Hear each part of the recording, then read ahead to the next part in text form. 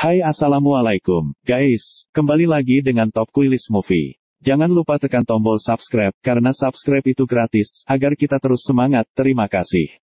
Kuy kali ini bercerita tentang film yang berjudul Halo Bro dan Sis, apa kabarnya? Di video sebelumnya, kita pernah memaparkan sebuah cerita mengenai inovasi sepatu olahraga lewat perusahaan Adidas dan Puma. Kali ini kita akan memaparkan cerita inovasi lain yang juga sama-sama berasal dari negara Jerman, mobil. Pada akhir abad ke-19, sepasang suami istri berhasil mempersembahkan sebuah produk kendaraan yang mana menjadi mobil pertama yang beredar di pasaran. Carl Benz dan Bertha Benz harus mengarungi waktu yang sangat panjang sebelum akhirnya impian mereka bisa terwujud. Carl yang memiliki ide awal dan sang istri yang awalnya sebelum menikah berperan sebagai investor, berikutnya datang dengan berbagai ide inovasi yang semakin menyempurnakan produk mobil mereka. Jadi peran Bertha di sini tidak hanya sebagai istri, tapi juga sebagai pemberi ide, selain juga sebagai penyemangat bagi suaminya, seperti sebuah ungkapan bahwa di balik kesuksesan seorang Batman, di situ ada seorang Catwoman yang menjadi pendampingnya. Kota Pforzheim tahun 1870, dua orang pemuda yang bernama Carl Benz dan August Ritter mengunjungi sebuah pesta di rumah seorang juragan di wilayah tersebut.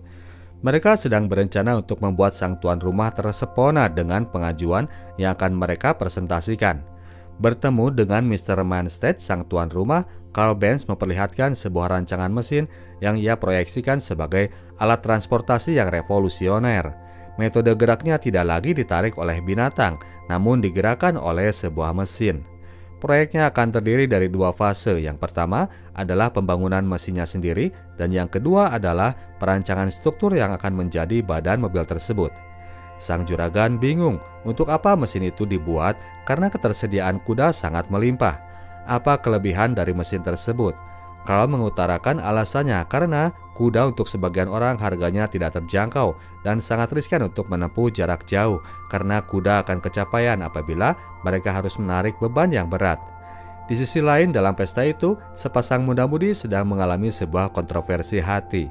Mereka ini dijodohkan, sang pemuda yang bernama Willem udah ngebet pengen menikahi ceweknya, namun sang cewek masih merasa enggan karena ia tidak cinta kepada si pemuda itu, meskipun ia seorang yang tampan dari keluarga jaya raya. Sementara itu, Bertha Ringer, si cewek ini terus didesak oleh orang tuanya dan diminta untuk mematuhi perintah. Bertha malah jadi bete berat, ia pun pergi keluar ruangan. Di ruangan kantor, sang juragan rupanya tidak teryakinkan oleh presentasi Carl. Ia hanya mau memodali sebuah penemuan jika produknya memang benar-benar bermanfaat. Carl tersinggung mendengar ucapan sang juragan. Dia ngatain orang itu sebagai manusia yang gak punya visi dan imajinasi. Carl ini orangnya ternyata rada sensian. Bubar sudah, si juragan tidak akan mau lagi menemui mereka. Carl pun keluar untuk menyepi di balkon, di mana di sana ia bertemu dengan Bertha yang juga lagi ngambek. Akhirnya mereka pun jadi kenalan dan ngobrol. Bertha mengungkap sedikit soal kegusarannya dan Carl memperlihatkan rancangan gambarnya. Sebuah produk yang memungkinkan semua orang untuk bisa memiliki kendaraan yang selama itu seperti menjadi hak orang kaya saja yang sanggup beli kuda. Meskipun sekarang gak semua orang juga mampu beli mobil Mercedes-Benz. Bertha sangat terkesan mendengar visi kenalan barunya ini, meskipun Carl masih belum bisa mewujudkan impiannya itu sebelum ia berhasil mendapatkan pemodal. Mr. Ringer, ayahnya Bertha, kemudian datang untuk menarik kembali anaknya masuk ke ruangan. Bertemu dengan Carl, Bertha jadi terinspirasi untuk ambil bagian dalam perubahan zaman. Lalu ia pun mengajak Willem bicara. Dia terus terang bahwa ia nggak ada hasrat untuk menikah dengannya. Bertha pun pergi dan papasan lagi sama Carl, yang mana anak baru ini kemudian malah mengajaknya berdansa. Jadilah Bertha berdansa dengan cowok lain di hadapan anak tuan rumah yang baru dilepehnya. Di rumah, Bertha dimarahi oleh orang tuanya karena sudah menyia-nyiakan kesempatan untuk bisa menikah dengan sesama orang kaya. Namun Bertha tetap kekeh bahwa ia tidak mau diatur dalam hal perjodohan. Ia malah lebih memilih masuk sekolah lagi daripada harus kawin paksa. Bertha lebih menghargai prestasi ketimbang sekedar hidup dalam kenyamanan. Tidak lama kemudian, Carl pun datang meminta bertemu dengan Bertha, namun dilarang oleh Mr. Ringer. Beberapa hari kemudian, tanpa terduga, Bertha datang ke workshopnya Carl. Ia hendak memintakan maaf soal perlakuan yang Carl terima dari ayahnya. Di samping itu, Berta pun mengaku bahwa ia tidak bisa berhenti memikirkan Carl soal rencana dan penemuan yang kemarin ia bicarakan di acara pesta. Carl mencoba menjelaskan lagi semua draft gambar penemuannya itu, dan Berta makin tertarik sama pemuda yang ia anggap inovatif dan imajinatif ini. Mulai saat itu mereka pun menjalin hubungan yang Berta rahasiakan dari orang tuanya. Keduanya kerap kali ketemu India-Indiaan pacar-pacaran di taman. Foto-foto dengan Berta sebagai model tetap. Carl Benz ini kebetulan seorang penggemar fotografi. Kelamaan gak dapat progres, akhirnya August Ritter, partnernya Carl, memutuskan untuk berhenti. Dia sampai pada kesimpulan bahwa sebuah kendaraan tanpa kuda hanyalah hayalan semata. August akan mulai ganti haluan mencari kesibukan lain, menanam kol keriting dan cabai-cabean, sementara Carl menyatakan bahwa ia akan jalan terus dan tidak akan pernah untuk berhenti. Carl kemudian curhat kepada Berta bahwa ia masih struggling soal permodalan, namun ia akan tetap berusaha dengan tetap menghindari hutang. Tapi karena hal itu, ia jadi nggak bisa memberi kepastian soal hubungannya dengan Berta, kapan ia bisa ngajak kawin. Mendengar masalah pacarnya, akhirnya Berta membicarakan hal itu kepada ayahnya, bahwa Carl ini adalah seorang mekanik yang brilian. Berta meminta ayahnya untuk menjadi pemodal penemuan Carl. Ayahnya Berta sangat sayang kepada anaknya, namun rupanya jumlah modal yang diminta agak lumayan besar. Ia tidak mau beresiko dengan sesuatu hal yang tidak ia mengerti. Berta pun mengajukan penawaran lain. Ia minta agar ayahnya mencairkan dulu budget mas kawin yang akan diberikan kepada dirinya untuk ia jadikan modal sebagai investor. Sang bokap tentu saja kaget, namun ia memberi solusi. Jika Berta memang yakin uang mas kawin itu akan ia cairkan, tapi ia harus nikah aja sekalian. Berta membicarakan hal tersebut kepada Carl yang meskipun dia ini senang akan dapat kucuran dana, tapi ia jadi merasa stres karena pertaruhannya lumayan beresiko. Namun pada akhirnya pernikahan itu pun terjadi. Kepada mertuanya, Carl berjanji akan segera menyelesaikan prototipe produk ciptaannya, namun sang mertua rupanya nggak peduli. Apapun usaha Carl, yang penting Berta anaknya bisa hidup dengan bahagia. 9 tahun kemudian, tahun 1879 di kota Mannheim, keluarga Benz sudah dikaruniai 3 orang anak, namun Carl ternyata masih belum juga mampu menyelesaikan penemuannya. Mereka masih hidup sederhana dengan dapur rumah yang berdampingan dengan bengkel. Carl masih berusaha untuk mengejar mimpinya dan Berta pun masih mempercayai mimpi suaminya itu. Ia bahkan bersedia untuk memintakan uang lagi kepada ayahnya, namun kali ini Carl menolak. Kini ia mulai tengsin kepada mertuanya. Sebetulnya hidup mereka nggak sederhana juga, mereka tergolong susah. Berta bahkan sampai nggak punya cukup uang untuk sekedar beli sayur. Namun demikian ia tidak mengeluh, ia tetap menyediakan makan yang sanggup disediakan dengan penghasilan suaminya. Suatu hari bengkel mereka kedatangan seorang tamu fotografer, Emil Buller, yang mengambil plat kamera yang telah selesai dibetulkan oleh Carl. Orang itu pun masuk ke dalam bengkel, di sana ia melihat gambar rancangannya mobil Carl. Orang itu penasaran melihat gambar produk aneh itu. Berta membantu menjelaskan bahwa itu adalah rancangan kendaraan dengan tenaga mesin. Carl akan menggunakan gas sebagai bahan bakar mesin tersebut. Si om itu rupanya langsung tertarik. Dia langsung bersedia untuk menjadi investor. Dengan semangat, Carl pun menyelesaikan rancangan gambarnya dan ia pun mulai memproduksi spare part demi spare part produknya tersebut. Semua bagian ia bubut sendiri dibantu dengan Berta yang menggerinda lempengan besi. Waktu demi waktu Carl sibuk mengerjakan proyeknya itu sendiri. Saking terlalu kerja keras, suatu waktu tangan Carl pun mengalami cedera. Momen itu berdekatan dengan momen ia diperkenalkan oleh om investor kepada rekan-rekannya. Emil udah gembar-gembor kepada semua orang bahwa mesin ciptaan Carl akan segera rampung. Carl pun terpaksa nggak istirahat. Dengan tangan terluka, ia kejar target sehingga ia pun jadi makin kecapean karena kurang istirahat. Berta mendesak agar Carl nggak terlalu nge-push diri, namun Carl memang tidak mau berhenti. Ia tidak mau kalau sampai keduluan orang. Dia merasa bahwa bukan dia saja yang memikirkan masalah mesin ini. Untuk itu, ia harus bisa menjadi yang pertama yang bisa membuat mesin kendaraannya bekerja. Jadi di momen Natal itu, sementara Berta dan anak-anak pulang kampung ke Pforzheim, Carl tinggal sendiri di rumah menyelesaikan mesinnya. Sudah lama Berta nggak pulang kampung. Ia baru tahu bahwa Willem kini udah menikah dengan Corina, teman dekatnya. Mereka terlihat sehat dan sejahtera, tidak seperti dirinya dan Carl yang masih dianggap kere. Kondisi sulit itu terlihat oleh ayahnya. Dia mendesak Berta agar menyuruh Carl melupakan mimpinya. Rupanya kondisi anak dan mertua itu kini kondisinya memang kurang baik. Carl dianggap telah menyia-nyiakan hubungan dengan para investor kenalan Mr. Ringer. Sang mertua tidak akan mau membantunya lagi. Bertha mencoba untuk tetap sabar menghadapi segala cibiran dan hinaan dari orang terdekatnya. Beberapa hari kemudian mereka balik ke rumah di Mannheim. Bertha langsung menidurkan anak-anaknya. Namun ternyata ia tidak melihat sang suami. Sampai selarut itu, Carl masih berada di bengkel mencoba untuk menghidupkan mesinnya. Kondisinya sudah sedemikian kusut, Carl terlihat mulai terganggu kesehatannya. Bertha memohon kepada suaminya agar mau ngerem dulu. Ia memang sangat menginginkan mimpi mereka jadi kenyataan, namun kalau jadinya ia harus kehilangan Carl, ia nggak rela. Carl tidak mau mendengar istrinya, ia tetap berusaha untuk menghidupkan mesinnya. Beberapa kali ia mencoba dan ternyata akhirnya mesinnya itu pun mulai bergerak menyala. Bertha pun gembira luar biasa, tidak kuasa mereka menahan haru. Mesin itu pun mulai diproduksi dengan serius. Carl mulai memperkerjakan para mekanik pembantu. Melihat perkembangan itu, Emil pun mulai ambisius. Ia berencana untuk mengusung produk mereka dalam produksi massal. Untuk itu, ia akan mencoba untuk menggait beberapa pemodal lain untuk menjadi investor dan mengembangkan perusahaannya menjadi perusahaan umum terbuka atau PT. Jadilah Gas Motoren Fabrik Mannheim di tahun 1882. Suatu waktu, Carl dipanggil ke hadapan para stakeholders di perusahaannya. Mereka mempertanyakan mesin yang diproduksi oleh Carl Benz. Rupanya pihak produsen mesin lain atas nama Gottlieb Daimler di bawah arahan Nicholas Otto telah melakukan klaim bahwa Carl Benz telah melakukan pelanggaran terhadap hak paten mesin mereka. Carl Benz tidak tahu menahu soal dua orang itu meskipun mereka sama-sama berasal dari Jerman Selatan. Ia hanya memproduksi apa yang menjadi pemikirannya. Namun klaim tersebut rupanya tidak main-main. Pihak Gottlieb Daimler telah melayangkan tuntutan agar mereka membayar sebanyak 37.000 Goldmarks. Carl diminta untuk memberikan semua sahamnya dan turun jabatan, hanya menjadi pegawai saja apabila produksi mereka masih mau dilanjutkan. By the way, kedepannya Gottlieb Daimler ini juga akan memiliki brand mobilnya sendiri, yaitu DMG.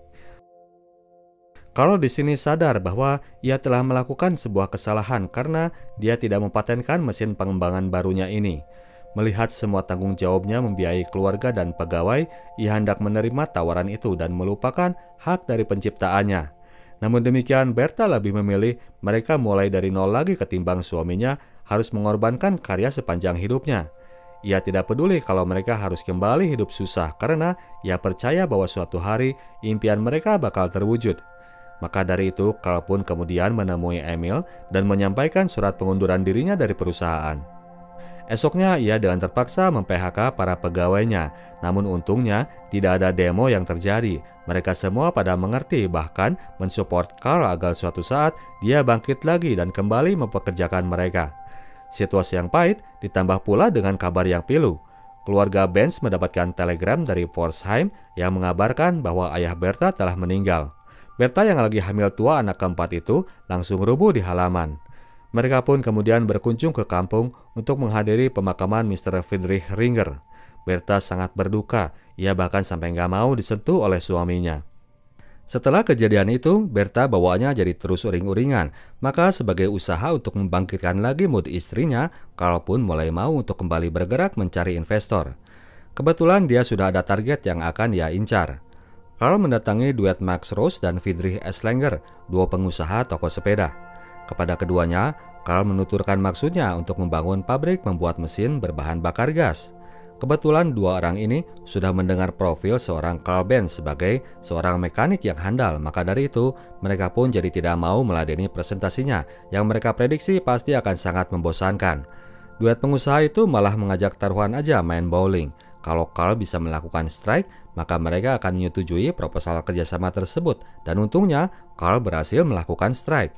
Jadilah ketiganya kongsian bikin perusahaan. Awalnya mereka hanya memproduksi mesin pabrik berbahan bakar gas. Namun dengan inspirasi dari sepeda-sepeda di tokonya, barulah Carl mengajukan pembuatan mobilnya yang terinspirasi dari cara kerja mekanik sepeda.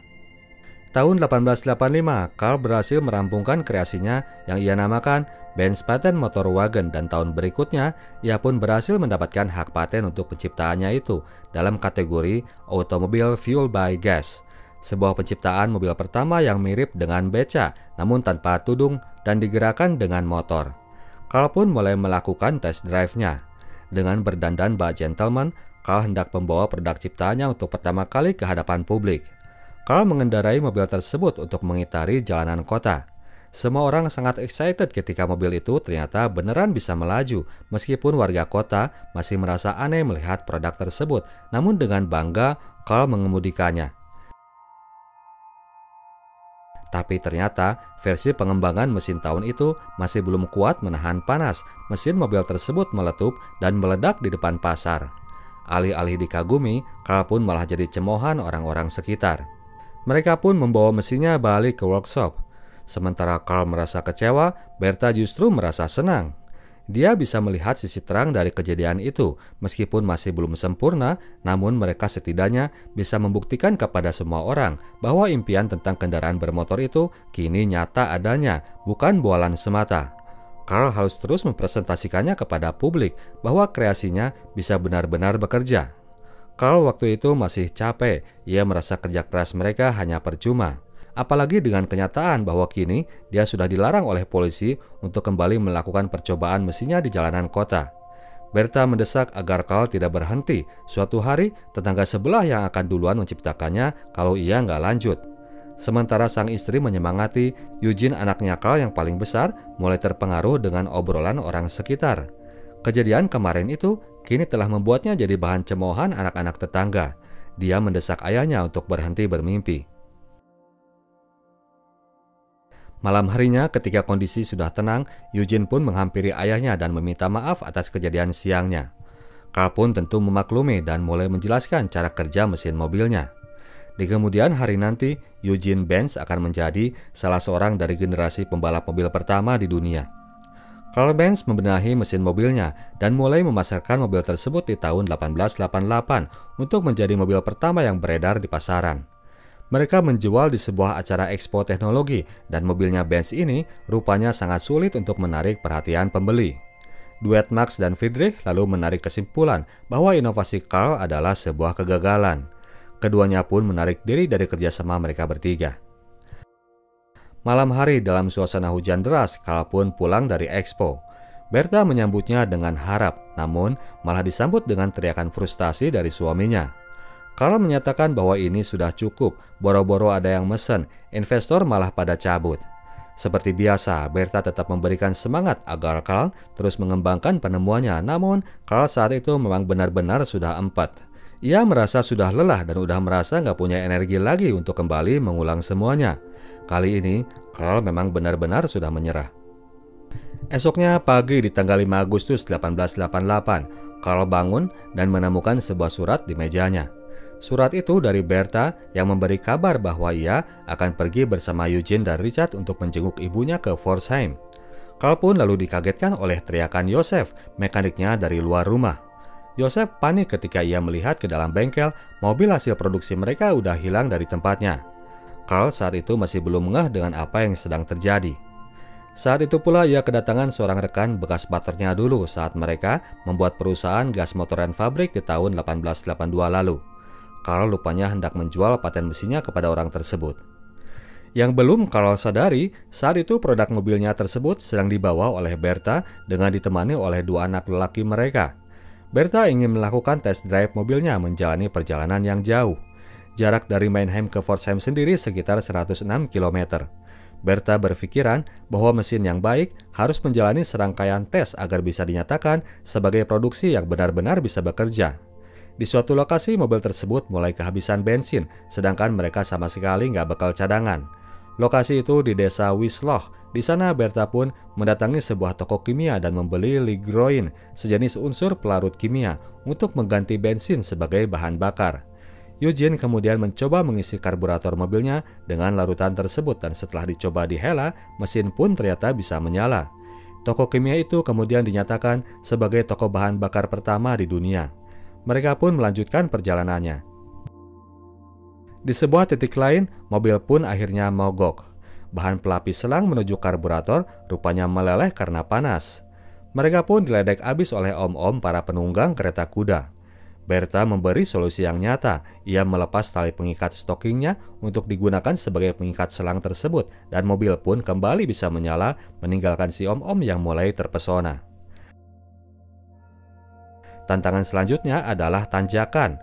Mesin mobil yang masih memakai gear 2 ini ternyata nggak sanggup untuk menarik 3 orang penumpang menanjaki bukit.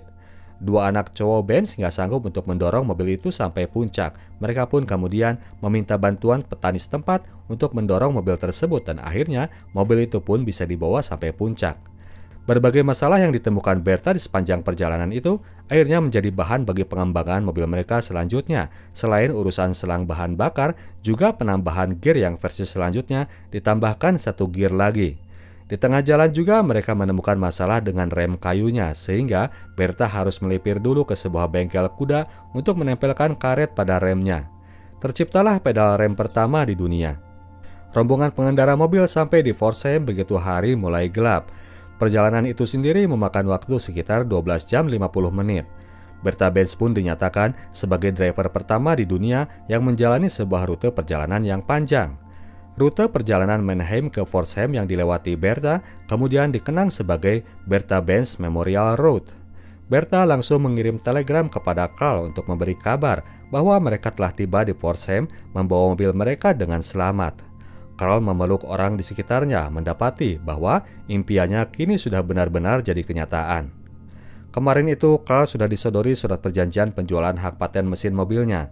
Namun ketika ia menanyakan rencana ke depan terhadap ciptaannya ini, si calon pembeli tidak memberikan keterangan yang jelas. Carl pun jadi ragu untuk menyerahkan ciptaannya tersebut kepada pihak yang gak punya maksud yang pasti. Carl akhirnya gak jadi menjual hak paten mesinnya dan berniat untuk tetap menyimpannya.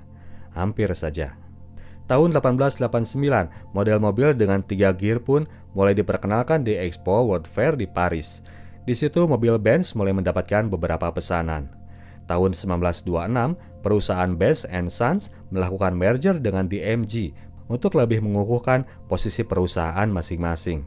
Duet perusahaan ini kemudian tergabung di bawah perusahaan Daimler-Benz dan memproduksi mobil yang dikasih nama brand Mercedes-Benz. Nama Mercedes merupakan tribut kepada anaknya Emil Jelinek, salah seorang entrepreneur di perusahaan DMG. Carl Benz meninggal 3 tahun kemudian setelah merampungkan proses merger perusahaannya tersebut. Oke, demikian ceritanya Bro dan Sis. Mudah-mudahan ceritanya bisa mencerahkan hari-hari kalian semua.